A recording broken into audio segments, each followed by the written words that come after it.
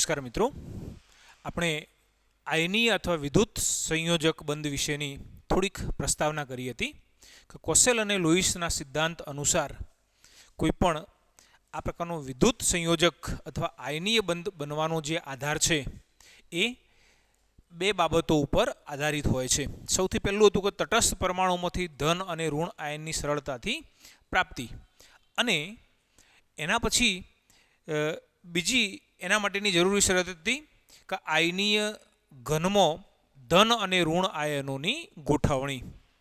આપણે કેટલાક મુદ્દાઓ અહીંયા ચર્ચા કરી હતી, એટલે ખાલી તમને ફરીથી એને યાદ દેવડાવીએ છીએ. આપણે બધા અહીંયા રિપીટ કરીશું નહીં. આપણે એવું બતાવ્યું કે તટસ્થ પરમાણુમાંથી ધન અને ઋણ આયનની પ્રાપ્તિ. તો તટસ્થ પરમાણુમાંથી, વાયુરૂપ તટસ્થ પરમાણુમાંથી ધન આયન બનવાની જે પ્રક્રિયા છે એને આપણે આયનીકરણ તરીકે ઓળખીએ છીએ. એ જ રીતે તટસ્થ પરમાણુમાંથી ઋણ આયન બનવાની જે પ્રક્રિયા છે એ ઇલેક્ટ્રોન પ્રાપ્તિ પ્રક્રિયા તરીકે ઓળખાય છે. અને એ સાથે સંકળાયેલી ઉર્જા અનુક્રમે આયનીકરણ એન્થાલ્પી અને ઇલેક્ટ્રોન પ્રાપ્તિ એન્થાલ્પી તરીકે ઓળખાશે. આપણે એ પણ શીખ્યા કે આયનીકરણ પ્રક્રિયા એ હંમેશા ઉષ્મા શોષક પ્રક્રિયા હોય છે, જ્યારે જે ઇલેક્ટ્રોન પ્રાપ્તિ પ્રક્રિયા છે એ ઉષ્મા શોષક અથવા ઉષ્માક્ષેપક પણ હોઈ શકે છે. હા, મોટાભાગે ઉષ્માક્ષેપક હશે, પણ ઉષ્મા શોષક પણ હોઈ શકે છે અને ઉષ્માક્ષેપક પણ હોઈ શકે છે. આપણે ઉદાહરણ પણ એનું તમને સમજાવ્યું હતું. સામાન્ય રીતે ઓછી આયનીકરણ એન્થાલ્પી ધરાવતા ધન આયનો અને વધુ વિદ્યુત ઋણતા ધરાવતા જે ઋણ આયન છે એમના વચ્ચે આયોનિક બંધ રચાય છે. આપણે હવે એનાથી આગળ જોઈએ કે સામાન્ય રીતે મોટાભાગના જે આયનીય સંયોજનો છે એની અંદર ધન આયનો મોટાભાગે આયનીય સંયોજનોમાં જે ધન આયનો છે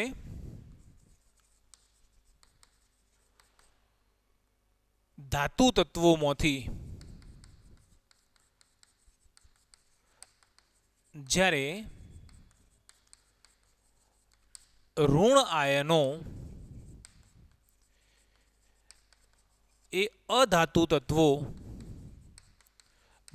બને છે. એટલે એનો અર્થ એવો થયો કે જે આયનીય સંયોજનની રચના થવાની છે એની અંદર રહેલો જે ધન આયન છે એ ધન આયન મોટાભાગે ધાતુ તત્વમાંથી બને છે. દાખલા તરીકે સોડિયમ ધાતુ હોય, પોટેશિયમ ધાતુ હોય, મેગ્નેશિયમ હોય, તો જે પહેલા અને બીજા સમૂહના જે ધાતુ તત્વો છે એ મોટાભાગે આવા ધન આયન બનવાનું વલણ ધરાવે છે. જ્યારે જે ઋણ આયન બને છે તો એવા ઋણ આયનો એ અધાતુ તત્વો, કયા લગભગ આવર્ત કોષ્ટકની અંદર 16મા અને 17મા સમૂહના જે તત્વો છે એના અંદરથી આ ઋણ આયનો બને છે. અને આ ધન આયન અને આ ઋણ આયનો પરસ્પર જોડી અને આયનીય સંયોજનની રચના કરે છે. આયનીય સંયોજનની અંદર આયનીય સંયોજનમાં ધન આયન અને ઋણ આયનની નિયમિત ત્રિપરિમાણીય ગોઠવણીને, મતલબ કે ગોઠવણી થયેલી હશે, ગોઠવણી થયેલી હશે. આવી ગોઠવણીને સ્ફટિક રચના, આવી ગોઠવણીને સ્ફટિક રચના અથવા સ્ફટિક બંધારણ કહે છે.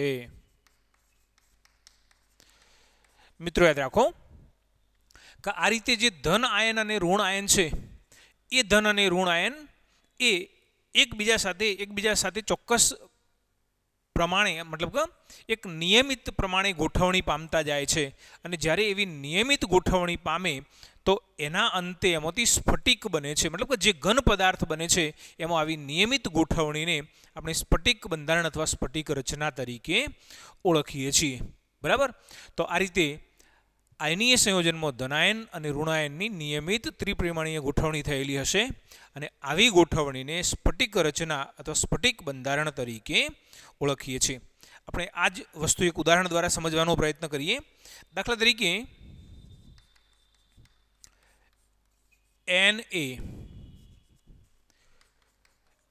Na plus electron delta IH ionisation enthalpy અથવા આયનીકરણ એન્થાલ્પી એનું મૂલ્ય છે 495.8 495.8 કિલોજૂલ મોલ ઇન્વર્સ.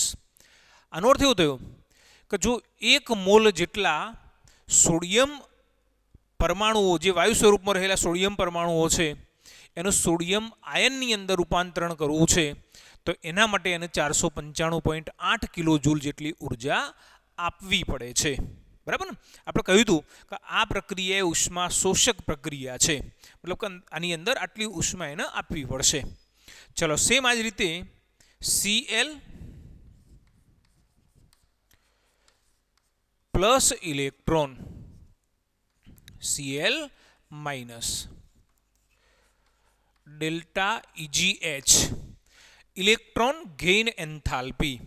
અને આ જે ઇલેક્ટ્રોન ગેઇન એન્થાલ્પી છે એનું મૂલ્ય કેટલું 348.7 માઇનસ 348.7 કિલોજૂલ મોલ ઇન્વર્સ.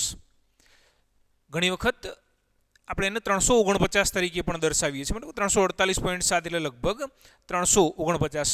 આ 495.8 એટલે આપણે ઘણી વખત 496 તરીકે પણ દર્શાવીએ છીએ. જોઈએ આ માઇનસની નિશાની કરી છે અને જે માઇનસની નિશાની કરી છે શું બતાવે છે કે આ પ્રક્રિયા ઉષ્માક્ષેપક છે. યાદ રાખો કે જે પ્રક્રિયા દરમિયાન ઉષ્મા આપવામાં આવે છે એના માટે ડેલ્ટા Hનું મૂલ્ય પ્લસ હશે, જ્યારે જેની અંદર ઉષ્મા ઉત્પન્ન થાય છે અર્થાત ઉષ્માક્ષેપક પ્રક્રિયા છે એના માટે ડેલ્ટા Hનું મૂલ્ય માઇનસ છે.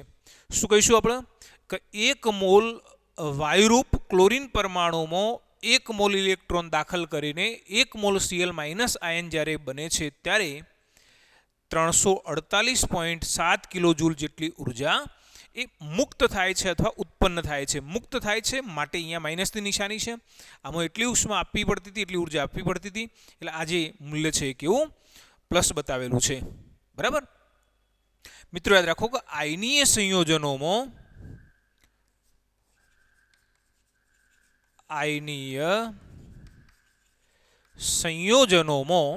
આ બંને મતલબ કે આયનીકરણ એન્થાલ્પી અને ઇલેક્ટ્રોન પ્રાપ્તિ એન્થાલ્પી નો સરવાળો ધન છે, પ્લસ છે. તમે જો આ બંનેનો સરવાળો કરશો તો એપ્રોક્સ આ 495.8 અને આ 348.7 એટલે જે સરવાળો આવશે લગભગ કેટલો 147.1 કિલોજૂલ મોલ ઇન્વર્સ જેટલો મળે છે. બરાબર. હવે જો અહીંયા આ બંનેનો સરવાળો એ પ્લસ મળે છે અને એમ છતાં પણ જ્યારે એમાંથી NaCl સ્ફટિકની રચના થશે તો એ સ્થાયીતા ધરાવે છે અને એનું કારણ એ સ્ફટિક લેટિસની રચનામાં મુક્ત થતી ઉર્જા છે. ધન છે તેમ છતાં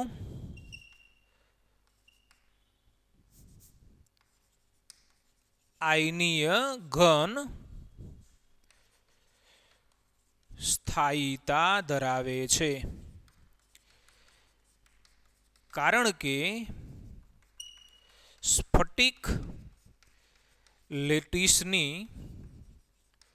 રચનામાં મુક્ત થતી ઉર્જા આપણે જેને શું કહીએ છીએ લેટિસ એન્થાલ્પી, અને જેનું મૂલ્ય એ એપ્રોક્સ -787.8 કિલોજૂલ મોલ ઇન્વર્સ જેટલું છે. બરાબર. 787 કિલોજૂલ મોલ ઇન્વર્સ જેટલું છે. ચાલો જુઓ, તમે આ બંનેનો સરવાળો કર્યો તો એ પ્લસ મળ્યો, પણ જ્યારે આ બંને આયનો એકબીજાના નજીક આવશે Na+ અને Cl-, આ બંને આયનો જ્યારે એકબીજાના નજીક આવતા જાય, ગોઠવાતા જાય તો એ સાથે ઉર્જા મુક્ત થાય છે. કેટલી? તો 1 મોલ જેટલા NaCl ની રચના થાય તો એ વખતે 787 કિલોજૂલ જેટલી ઉર્જા મુક્ત થાય છે. અને આટલી ઉર્જા જ્યારે મુક્ત થાય તો યાદ રાખો કે જો કોઈ પણ સંયોજનની રચનામાં ઉર્જા મુક્ત થતી હશે તો એની સ્થિરતા વધુ હશે અથવા એ સ્થાયી હશે. તો અહીંયા આટલી ઉર્જા મુક્ત થાય છે, પરિણામે ઓલ ઓવર આની અંદર પ્લસ પણ આ માઇનસ છે, એટલે ઓલ ઓવર જે એની વેલ્યુ આવશે માઇનસ આવશે, ને માઇનસ ઉર્જાનું જ્યારે મૂલ્ય હશે તો એની સ્થાયીતાનું સૂચન કરે છે. ચાલો જુઓ, એના પછી આપણે જોઈએ લેટિસ એન્થાલ્પી. આપણે અહીંયા શબ્દ વાપર્યો લેટિસ એન્થાલ્પી. હવે એકચ્યુઅલી લેટિસ એન્થાલ્પી કોને કહેવાય? તો જુઓ, 1 મોલ ઘન પદાર્થમાં રહેલા વાયુરૂપ આયનોને એકબીજાથી અનંત અંતરે લઈ જવા માટે આપવી પડતી ઉર્જાને, જે ઉર્જા છે એને આપણે લેટિસ એન્થાલ્પી તરીકે ઓળખીએ છીએ. બરાબર? જો ફરીથી, 1 મોલ ઘન પદાર્થમાં રહેલા વાયુરૂપ આયનોને એકબીજાથી અનંત અંતરે લઈ જવા માટે આપવી પડતી ઉર્જાને લેટિસ એન્થાલ્પી તરીકે ઓળખવામાં આવે છે. ચાલો જુઓ, દાખલા તરીકે NaCl ની લેટિસ એન્થાલ્પી +788 કિલોજૂલ મોલ ઇન્વર્સ છે. મિત્રો યાદ કરો કે આપણે હમણાં જે બતાવ્યું એમાં લેટિસ સર્જન એન્થાલ્પીની વાત કરી હતી અથવા લેટિસ એન્થાલ્પીની વાત કરી હતી, તો એમાં એપ્રોક્સ -787 કિલોજૂલ બતાવ્યું હતું. જો તમને પ્રશ્ન એવો થાય કે સાહેબ એમાં માઇનસ લખીને અહીંયા કેમ પ્લસ લખ્યું? બરાબર? તો એનું કારણ સમજો કે આપણે પેલાની અંદર શું કરતા હતા કે આવા એક Na+ આયન અને એક Cl- આયન, આ બંને અલગ હતા. બંનેને શું કરીએ છીએ આપણે? નજીક લાવીએ છીએ. ને જ્યારે બંને નજીક લાવીએ એટલે એમાંથી શું બને? NaCl બને છે. અને જ્યારે NaCl બને એ સાથે 787 કિલોજૂલ જેટલી ઉર્જા ઉત્પન્ન થતી હતી. એટલે આપણે એને લેટિસ સર્જન એન્થાલ્પી તરીકે ઓળખીએ છીએ. અહીંયા કેવું છે કે તમને પહેલાથી NaCl તો આપી જ દીધું છે. આ પહેલી કન્ડિશન બતાવી. NaCl તમને આપી દીધેલો છે. કયા સ્વરૂપમાં છે? ઘન સ્વરૂપમાં છે. હવે તમારે શું કરવું છે? તો NaClમાંના Na+ અને Cl- આયનોને વાયુ સ્વરૂપમાં ફેરવવા છે અને એકબીજાથી અનંત અંતરે દૂર કરવા છે. જો બંને નજીક હશે તો શું થાય? કુલંબિક આકર્ષણના કારણે બંને ભેગા થઈ જવાના. એટલે જો સુધી બંનેને એકબીજા માટે આકર્ષણ ન લાગે એટલા અંતરને આપણે શું કહીશું? અનંત અંતર કહીશું. બરાબર ને? યાદ રાખો, અનંત અંતરનો અર્થ એવો નહીં કે માઇલો દૂર હોય. દાખલા તરીકે તમે અહીંયા Na+ લીધું અને અહીંયા Cl- લીધું, તો આ બંને જે આયનો છે એ બંને આયનો વચ્ચે જો આટલા અંતરે આકર્ષણ ન લાગતું હોય તો એ અંતરને આપણે શું કહેવાના? અનંત અંતર કહીશું. બરાબર ને? તો આવા અનંત અંતરે લઈ જવા માટે અહીંયા ઉર્જા આપવી પડશે. તમે જુઓ કે અહીંયા બંધ બનેલા છે ને બંધ તોડવાના છે, તો બંધ તોડવા માટે શું કરવું પડશે? ઉર્જા આપવી પડશે. અને એ ઉર્જા કેટલી હશે? 788 કિલોજૂલ. મતલબ બંનેના અંદર બહુ માઇનોર ડિફરન્સ છે. આ 87, આ 88 છે. બરાબર? તો આટલી ઉર્જા આપવી પડે છે. તો શું બનશે? Na+ Cl-. જો આના અંદર આ બે આયનો હતા એમાંથી NaCl બને છે તો આટલી ઉર્જા મુક્ત થાય છે. અહીંયા શું છે કે NaCl આપેલો છે, એમાં આટલી ઉર્જા દાખલ કરીએ છીએ તો આ એનો બને છે, બરાબર ને. તો આ ઉર્જાને આપણે લેટિસ એન્થાલ્પી તરીકે ઓળખીએ છીએ. જ્યારે આ ઉર્જા પણ લેટિસ એન્થાલ્પી જ કહેવાય, પણ આ સર્જન દરમિયાન ઉત્પન્ન થાય છે એટલે આપણે એને લેટિસ સર્જન એન્થાલ્પી તરીકે દર્શાવીએ છીએ, બરાબર. તો આપણે અહીંયા બતાવ્યું લેટિસ એન્થાલ્પી. યાદ રાખો કે જે સંયોજનની લેટિસ એન્થાલ્પીનું મૂલ્ય વધુ એટલી એની સ્થાયિતા વધુ. અહીંયા NaCl જો વધારે પ્રબળતાથી જોડાયેલા છે તો વધારે ઉર્જા આપવી પડશે, અને જો વધારે ઉર્જા આપવી પડે તો એનો અર્થ એવો થયો કે એની સ્થાયિતા વધુ છે, બરાબર ને. તો આપણે અહીંયા વાત કરી લેટિસ એન્થાલ્પી વિશેની, નોટ કરી લેજો.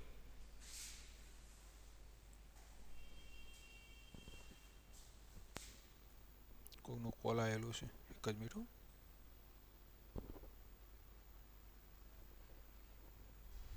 એના પછી આપણે જોઈએ NaCl ની સ્ફટિક રચના. મિત્રો જુઓ, NaCl નું જે સ્ફટિક છે એ કેવું બંધારણ ધરાવતું હશે. તો આપણે જોયું કે NaCl ની સ્ફટિક રચનામાં શું થાય કે એક સોડિયમ અને એક Cl- આ આયનોની એક નિયમિત પ્રકારે ગોઠવણી થયા કરે, અને જે નિયમિત ગોઠવણી થાય તો એનાથી સ્ફટિકની રચના થવાની. આપણે આરતી બતાવીએ. દાખલા તરીકે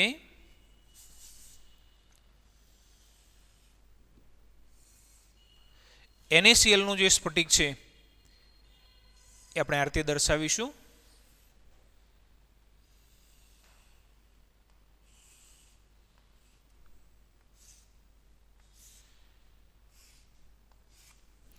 ચલો જુઓ, આ ઘન છે.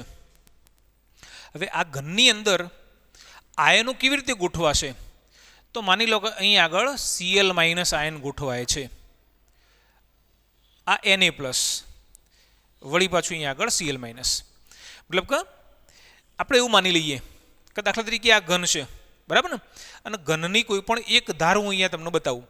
જો અહીં આગળ Cl- હશે તો બીજો એક આ ખૂણા ઉપર Cl- હશે, જ્યારે અહીં આગળ શું હશે? Na+ હશે, બરાબર. તો સેમ એ જ રીતે દરેકે દરેક ધાર ઉપર આ રીતે આપણે NaCl ની ગોઠવણી કરવાની છે. તો અહીંયા તમે જોઈ શકો છો કે જેટલા પણ ખૂણાઓ છે દરેકે દરેક ખૂણા ઉપર શું ગોઠવવાનું? Cl- ion. તમને એમ થાય કે એક આયનનો મોટો બતાવ્યો છે, તો હંમેશા જે ઋણ આયન છે કેવો હશે? મોટો હશે, બરાબર ને. અને જે ધન આયન છે કેવો હશે? કદની અંદર નાનું હશે. ચલો સેમ એ જ રીતે Cl-, Cl-. અહીંયા શું લઈશું? Na+, બરાબર. હવે બરાબર અહીં આગળ Na+,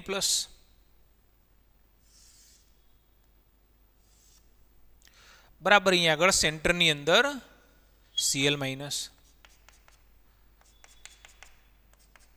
બરાબર ને.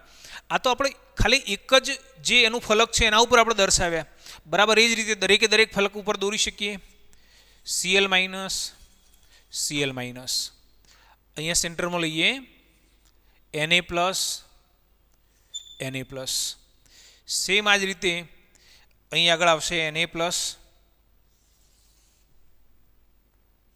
બરાબર. ચલો સેમ એ જ રીતે Cl-, Cl-. Sorry, Na+, Na+, બરાબર. ચલો હવે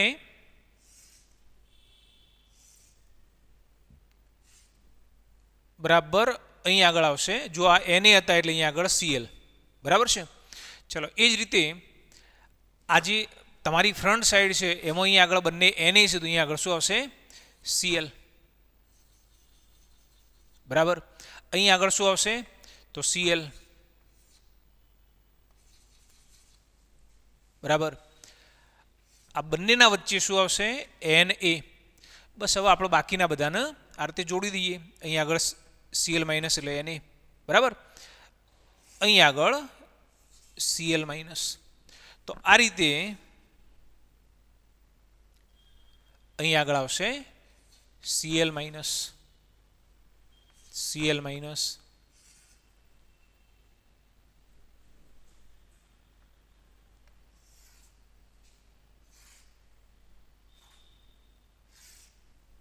બરાબર. તો આ જે બતાવ્યું એ NaCl નો સ્ફટિક છે। મિત્રો યાદ રાખો કે આ રીતે જે બતાવેલા છે એ બધા શું છે? Cl માઇનસ આયનો છે, અને આ રીતે જે નાના કદના બતાવેલા છે એ બધા Na પ્લસ આયનો છે। એટલે કે NaCl ની જે સ્ફટિક રચના છે એ આપણે આ પ્રમાણે દર્શાવીએ છીએ, બરાબર ને? એકાંતરે કોઈ પણ બે આયનો, એક જ પ્રકારના આયનો બે નજીક નજીક નહીં હોય, કારણ કે એમના વચ્ચે શું થાય? અપાકર્ષણ થાય। જો અહીંયા Cl minus Na plus Cl minus, પછી અહીંયા Cl માઇનસ, પછી Na plus Cl minus, Cl minus Na plus Cl minus, બરાબર ને? તો આ રીતે આ બધા આયનોની ગોઠવણી થઈ અને આવી એક ચોક્કસ ભૌમિતિક રચના આપણને પ્રાપ્ત થાય છે, જેને આપણે શું કહીએ છીએ? સ્ફટિક રચના તરીકે ઓળખીએ છીએ, બરાબર? ચલો આગળ એના પછી જોઈએ।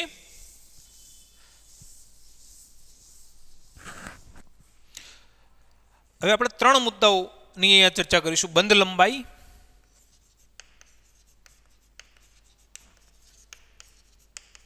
બંધ કોણ અને બંધ એન્થાલ્પી, બરાબર? ચલો સૌથી પહેલા આપણે વાત કરીએ બંધ લંબાઈની। બંધ લંબાઈ કોને કહેવાય આપણે એ સમજીએ। તો કોઈ પણ અણુમાં બંધ લંબાઈ, કોઈ પણ અણુમાં બંધથી જોડાયેલા બે પરમાણુઓના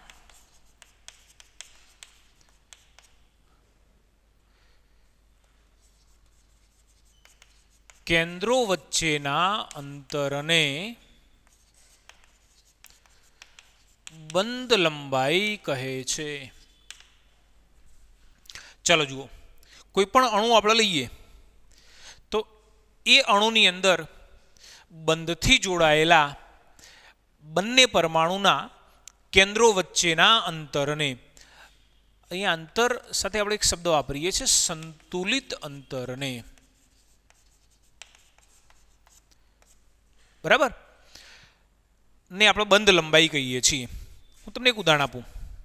દાખલા તરીકે બે હાઇડ્રોજન પરમાણુ છે, તો આપણે જાણીએ છીએ કે એકચ્યુઅલી હાઇડ્રોજન પરમાણુ એની બાહ્યતમ કક્ષામાં એક ઇલેક્ટ્રોન ધરાવે છે, એક ઇલેક્ટ્રોન, આ હાઇડ્રોજન પાસે પણ એક ઇલેક્ટ્રોન।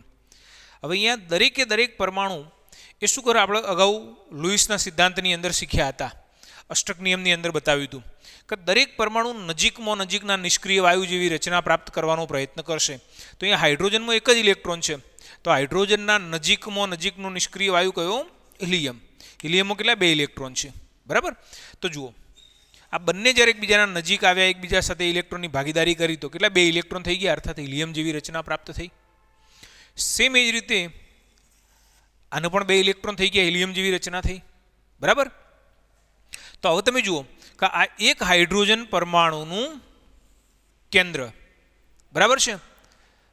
આ હાઇડ્રોજન પરમાણુનું કેન્દ્ર। હવે જ્યારે આવો નવો બીજો હાઇડ્રોજન પણ એના નજીક આવશે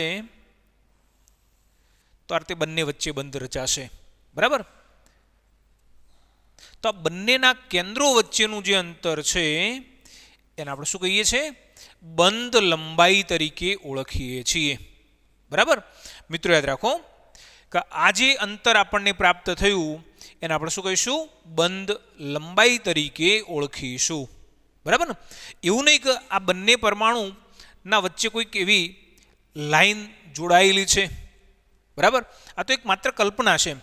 એકચ્યુઅલી આપણે એવું બતાવીએ કે H બંધ H આવું લખીએ છીએ, બરાબર ને? કોઈ આવી લાઈન નથી કે બંનેનું જોડ।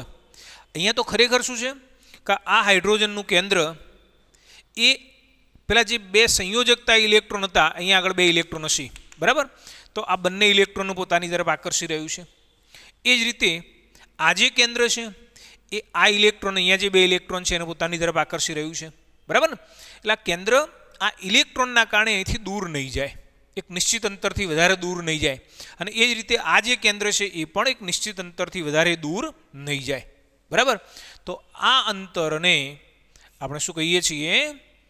બંધ લંબાઈ તરીકે ઓળખીએ છીએ, બરાબર? હવે એક વાત એ થાય કે અહીંયા સંતુલિત અંતર આવો શબ્દ કેમ વાપર્યો? મિત્રો યાદ રાખો કે ઘણી વખત બંને પરમાણુ આ રીતે બંધ બનાવ્યો, પણ બંધ બનાવ્યા પછી પણ એ સ્થાયી નથી. ઘણી વખત શું થાય, પોતાના મધ્યમાન સ્થાનની આસપાસ દોલન કરે છે. મતલબ કે આ જે છે એ આ રીતે આટલો દૂર પણ જાય અને આટલો નજીક પણ આવે. તો અહીં આગળ તમને અંતર આટલું બધું મળશે, બીજી વખત આ જે અંતર છે તમને આટલું જ મળશે. તો આપણે અહીંયા શું કરીએ છીએ, અહીંયા મેક્સિમમ અને મિનિમમ જે અંતર છે આ તો સતત બદલાતું જ રહેશે. તો આપણે શું કરીએ છીએ, અહીંયા સરેરાશ અંતર લઈએ છીએ અને એ એનું સંતુલિત અંતર તરીકે ઓળખાય છે.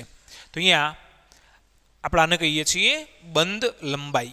મિત્રો યાદ રાખો કે આ જે બંધ લંબાઈ છે એ શાના વડે માપવામાં આવે છે, બરાબર ને? તો બંધ લંબાઈ માપવા માટે ક્ષ કિરણ વર્ણપટ, બરાબર, આ ઉપરાંત ઇલેક્ટ્રોન વિવર્તન,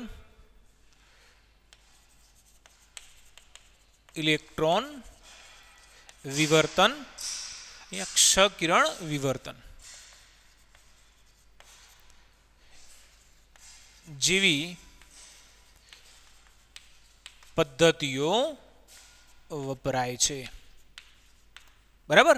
અહીંયા વિવર્તન કોને કહેવાય એ આપણે બીજા ચેપ્ટરની અંદર શીખ્યા હતા, બરાબર છે.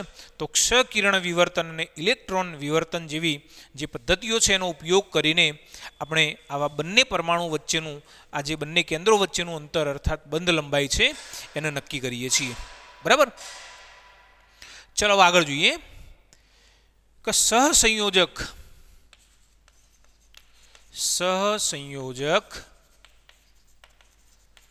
બંધમાં બંને પરમાણુ વચ્ચેના અંતરનું અડધું મૂલ્ય એ સહસંયોજક ત્રિજ્યા છે. દાખલા તરીકે આ બંને પરમાણુ વચ્ચે સહસંયોજક બંધ બન્યો, બરાબર ને?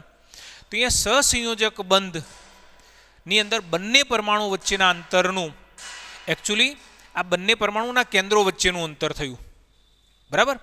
હવે આ જે બંને પરમાણુના કેન્દ્રો વચ્ચેનું અંતર છે તો એ અંતરનું આપણે જો અડધું મૂલ્ય લઈએ છીએ તો એ મૂલ્ય એ શું કહેવાય, સહસંયોજક ત્રિજ્યા અથવા જે તે પરમાણુની પરમાણવીય ત્રિજ્યા તરીકે ઓળખાય છે, બરાબર. દાખલા તરીકે અહીંયા આપણે એવું બતાવી શકીએ કે આવા બંને પરમાણુના કેન્દ્રો વચ્ચેનું આ જે અંતર છે એ કેટલું, ધારો કે 198 પિકોમીટર છે, બરાબર. તો બંધ લંબાઈ કેટલી, 198 પિકોમીટર. પણ જે અહીંયા પરમાણવીય ત્રિજ્યા છે એ કેટલી, તો એ 99 પિકોમીટર જેટલી થાય છે. કેટલી? 99 પિકોમીટર જેટલી થશે, બરાબર છે. તો આ રીતે આપણે બંધ લંબાઈ દર્શાવીએ છીએ, બરાબર છે. ચલો આગળ જોઈએ, બંધ કોણ કોને કહીશું.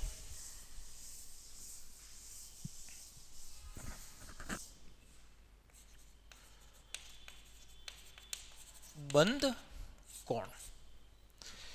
મિત્રો જુઓ, કોઈ પણ અણુ અથવા સંકીર્ણમાં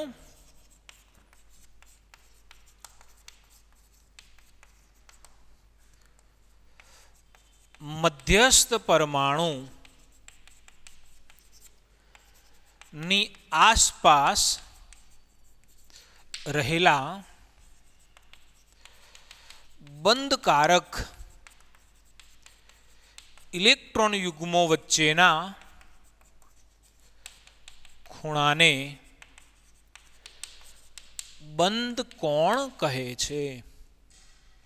શું કહ્યું છે? કોઈ પણ અણુ અથવા સંકીર્ણની અંદર જે મધ્યસ્થ પરમાણુ છે એ મધ્યસ્થ પરમાણુની આસપાસ રહેલા જે બંધકારક ઇલેક્ટ્રોન યુગ્મો છે એના વચ્ચેના ખૂણાને બંધ કોણ તરીકે ઓળખવામાં આવે છે. તમે યાદ રાખો કે દાખલા તરીકે મિથેન CH4, મિથેનની અંદર મધ્યસ્થ પરમાણુ કયો છે? કાર્બન છે. અહીંયા કહ્યું છે મધ્યસ્થ પરમાણુ. ચલો, મધ્યસ્થ પરમાણુ કાર્બન ના સંયોજકતા ઇલેક્ટ્રોન કેટલા હતા? 4 હતા. 1 2 3 અને 4. 4 હાઇડ્રોજન સાથે એક એક ઇલેક્ટ્રોનની ભાગીદારી કરશે. 1 2 3 અને 4. બરાબર છે. તો આ જે ઇલેક્ટ્રોનનું યુગ્મ મળ્યું એ કેવું કહેવાય? બંધકારક ઇલેક્ટ્રોન યુગ્મ. બંધકારક ઇલેક્ટ્રોન યુગ્મ, બંધકારક ઇલેક્ટ્રોન યુગ્મ, અને આ પણ બંધકારક ઇલેક્ટ્રોન યુગ્મ. તો આવા કોઈ પણ બે બંધકારક ઇલેક્ટ્રોન યુગ્મો વચ્ચેનો જે ખૂણો છે એને આપણે શું કહીએ છીએ? બંધકોણ તરીકે ઓળખીએ છીએ. મિત્રો યાદ રાખો કે આ બંધકોણ કેટલો? 109.28 છે. ચલો સેમ એ જ રીતે દાખલા તરીકે H2O પાણી. તો આની અંદર બંધકોણ કેટલો? જો અહીંયા મધ્યસ્થ પરમાણુ કયો? ઓક્સિજન. ઓક્સિજનના સંયોજકતા ઇલેક્ટ્રોન કેટલા? 6. 1 2 3 4 5 અને 6. એક હાઇડ્રોજન, અહીંયા બીજો હાઇડ્રોજન. આ બંધ બન્યો, આ પણ બંધ બન્યો. તો આ બંને વચ્ચેનો જે ખૂણો છે કેટલો? 104.5 જેને આપણે શું કહીએ છીએ? બંધકોણ તરીકે ઓળખીએ છીએ. તમને પ્રશ્ન એમ થાય આ બંધકોણ ના કહેવાય? ના. જો અહીંયા શરત કરી છે કે મધ્યસ્થ પરમાણુની આસપાસ રહેલા બંધકારક ઇલેક્ટ્રોન યુગ્મો. આ તો કેવું છે? અબંધકારક ઇલેક્ટ્રોન યુગ્મ છે. બરાબર. એટલે માત્ર ને માત્ર બંધકારક ઇલેક્ટ્રોન યુગ્મો કયા? તો આ બે જ છે. આમાં બંધકારક ઇલેક્ટ્રોન યુગ્મો કયા? આ પણ બંધકારક છે, આ પણ બંધકારક છે, આ પણ બંધકારક છે, આ પણ બંધકારક છે. તો આ બેના વચ્ચેનો ખૂણો, આ બેના વચ્ચેનો ખૂણો, એ જ રીતે આ બેના વચ્ચેનો ખૂણો, આ બેના વચ્ચેનો ખૂણો, ઇવન આ બેના વચ્ચેનો ખૂણો, અથવા કોઈ પણ બે બંધકારક ઇલેક્ટ્રોન યુગ્મો વચ્ચેનો ખૂણો એ બંધકોણ કહેવાય. તો અહીંયા બે બંધકારક ઇલેક્ટ્રોન યુગ્મો બે જ છે એટલે ખૂણો એક જ આવશે. બરાબર છે. તો આપણે અહીંયા વાત કરી બંધકોણ વિશેની. ચલો એના પછી ત્રીજો મુદ્દો છે. બરાબર. આપણે ત્રીજો મુદ્દો લેવાનો છે બંધ એન્થાલ્પી.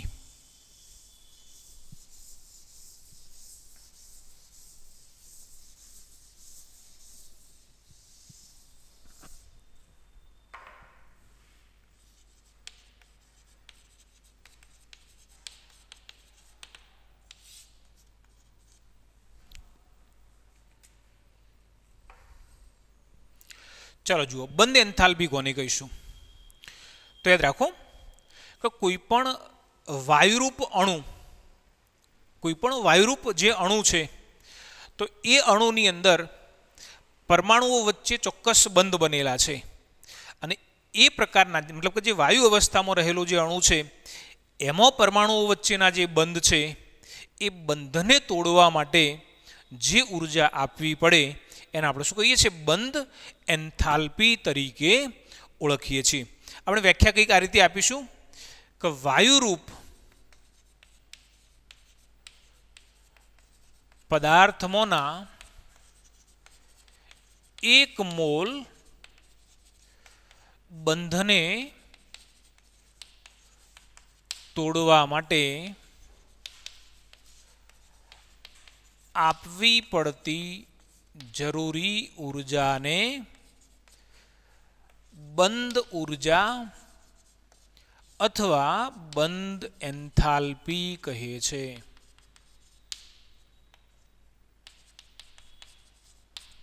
ચાલો જુઓ, અહીંયા શરત કરી છે કે વાયુરૂપ પદાર્થોમાંના 1 મોલ બંધને. હવે કેમ વાયુરૂપ કહ્યું છે? કારણ કે ઘણી વખત એવું બનશે કે કોઈક પ્રવાહી સ્વરૂપમાં પદાર્થ હશે, કોઈ ઘન સ્વરૂપમાં હશે, ઘનમાં કોઈ બહુ સખત હશે, બરાબર છે, કોઈ એકદમ સોફ્ટ હશે. તો એ અહીંયા પહેલી કન્ડિશન તો એક બતાવી દીધી કે દરેકની પહેલી શરૂઆતની અવસ્થા કઈ હોવી જોઈએ? વાયુ અવસ્થા હોવી જોઈએ. એટલે બધાની સાપેક્ષ તુલના થઈ શકે એમ ખ્યાલ આવે છે ને. આપણે એમ કહીએ કે ભાઈ ચાલો આમાં બંધ એન્થાલ્પીનું મૂલ્ય વધુ છે ને આમાં ઓછું છે, પણ એવી તુલના કરવા માટે શું કરવું પડશે? તો બધાની શરૂઆતની સ્થિતિ એક જ લેવી પડશે. તો આવી શરૂઆતની જે સ્થિતિ છે એ સ્થિતિ એક જ લેવા માટે આપણે વાયુરૂપ પદાર્થ લીધો છે અને એની અંદર 1 મોલ જે બંધ છે તો એવા 1 મોલ જેટલા બંધને તોડવા માટે આપણે જાણીએ છીએ કે તમે વાયુરૂપ પદાર્થ લીધો તો એનો જથ્થો ગમે તેટલો હોય, પણ અહીંયા તુલના કરવા માટે આપણે શું કરીશું, 1 મોલ જથ્થો જ લઈશું અને તો જ સરખામણી ત્યારે જ થઈ શકે ને, બરાબર છે. એટલે 1 મોલ જેટલા બંધને તોડવા માટે આપણે જે ઉર્જા આપીએ છીએ ઉર્જાને બંધ ઉર્જા અથવા બંધ એન્થાલ્પી તરીકે ઓળખીએ છીએ. એનો એકમ કિલો જૂલ મોલ ઇન્વર્સ અથવા જૂલ ઇન્ટુ મોલ ઇન્વર્સ હોય છે. આપણે જે ઉર્જા અહીંયા માપીશું એ કયા એકમની અંદર, આ એકમમાં કિલો જૂલ મોલ ઇન્વર્સમાં અથવા તો જૂલ ઇન્ટુ મોલ ઇન્વર્સની અંદર માપીશું, બરાબર છે. દાખલા તરીકે H2